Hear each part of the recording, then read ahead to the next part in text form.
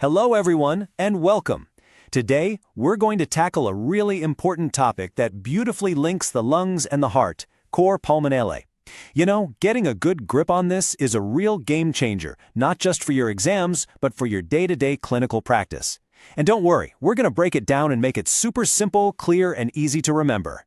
Okay, let's kick things off with a classic scenario you are absolutely going to see on the wards. Picture this. A 60-year-old patient, a known case of COPD, comes in. He's struggling to breathe, and you notice his feet are incredibly swollen. Now, you might think swollen legs, that sounds like a heart problem, but his main issue is his lungs. So what's the connection? How on earth does a lung problem cause swollen legs? Well, that's the exact puzzle that Cor Pulmonale helps us solve. So, what exactly is cor pulmonale?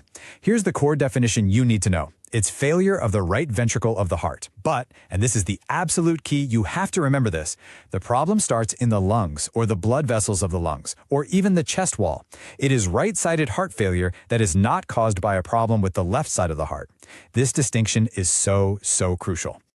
All right, so we know what it is. But now for the really fascinating part. How does a sick lung actually end up damaging the heart? Well, it's not just one thing. It's a chain reaction, like a series of dominoes falling one after the other.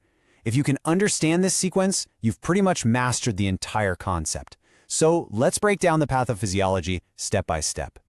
This slide, you need to lock this sequence into your brain. It all starts with some kind of chronic lung disease. Because the lungs aren't working well, the body's oxygen level drops. We call this hypoxia.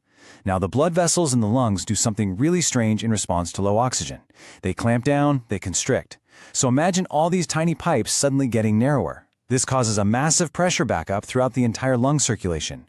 That's pulmonary hypertension. Now think about the right ventricle. Its job is to pump blood into the lungs. Suddenly, it's trying to push against this huge wall of pressure. So what does it do? It tries to get stronger, it bulks up. That's hypertrophy. But just like any muscle that's overworked for too long, eventually it just gets tired out and it fails. So look, if all those steps are a bit much to remember right now, just boil it down to this simple formula. A problem in the lungs leads to high pressure in the lungs, which makes the right side of the heart fail. That's it. Lung problem leads to high lung pressure, which leads to right heart failure. Let that be your go-to summary. Okay, so that's the theory. Now let's bring this into the real world. Let's go to the bedside. You understand the how and the why, but how do you actually spot cor pulmonale in a patient standing right in front of you? What are the clinical clues we should be looking for? When you examine your patient, you're looking for two sets of clues, almost like two stories happening at the same time. First, you'll see the story of their underlying lung disease. They'll be short of breath, maybe have a chronic cough. But the real giveaway for cor pulmonale is when you see the classic signs of right heart failure on top of that. See, when the right ventricle fails, blood backs up. It's like a traffic jam. That back pressure causes fluid to leak out, which is why you see that pulsing vein in the neck, the raised JVP, and why you see the swollen legs, and even a swollen congested liver. And here's your physical exam checklist. These are the things you absolutely need to look for. Besides the fluid overload signs we just talked about, you've got to listen to the heart. You might hear a really loud second heart sound, especially the P2 part. Why? Because the pulmonary valve is slamming shut under all that high pressure. It's like a door being slammed with incredible force. You might even feel a heave, a lift on the chest wall when you put your hand there. That's the enlarged right ventricle working overtime.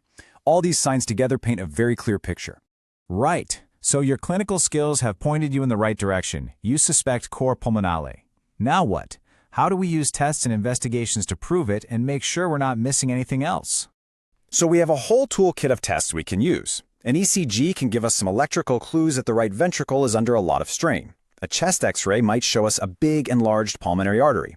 An arterial blood gas, or ABG, is super important to actually measure how low the oxygen levels are. But honestly, the real star of the show here is the echocardiogram, the heart ultrasound, which lets us look directly at that struggling right ventricle. And of course, if we think a big blood clot is the cause, a CT scan is what we'd use. And this brings us to a classic exam question. They love asking this. If someone asks you for the single best non-invasive test to diagnose cor pulmonale, the answer is always echocardiography. Always. Why? Because it's the only test that lets you directly see the right ventricle, see how big it is, see how well it's pumping, and even estimate the pressure it's fighting against. It gives you the whole picture, safely, right at the bedside. Okay, the diagnosis is confirmed. Now for the most important part, right? How are we actually going to manage this patient and help them get better? Let's build our management plan and focus on what really matters. Now, our treatment plan isn't random. It follows a very logical, step-by-step approach. Number one, and this is the most important, you have to treat the root of the problem, the underlying lung disease that started this whole mess. For a COPD patient, that means things like bronchodilators. Next, you treat the consequences. We give oxygen to fix the hypoxia.